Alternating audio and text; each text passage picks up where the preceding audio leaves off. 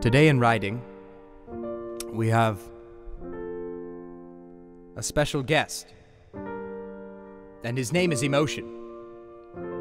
He comes to us from time to time, teasing us of memories past, tickling our funny bone, and making us tear with torment.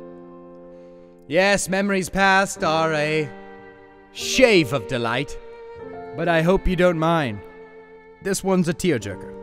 See, Emotion brings out the absolute best and the worst in all of us. Because when we fear in writing our emotion, it is exactly that we need to conquer it. Never in my life have I thought of a topic so strong. Never have I had such strong opinions of this topic, no! But I do. I do.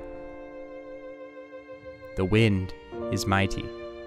Our emotions will always tinkle and tamper with the things that we want the most. Because we never want to show our true emotions, for fear of what others will think.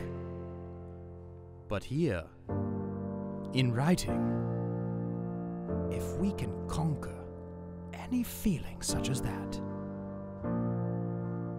if we can forget the others around us who also have opinions, if we can lack the empathy to give two shits about what others think, then we can open up the vault to our true beliefs and sayings and things and beliefs and being. We can conquer our true being.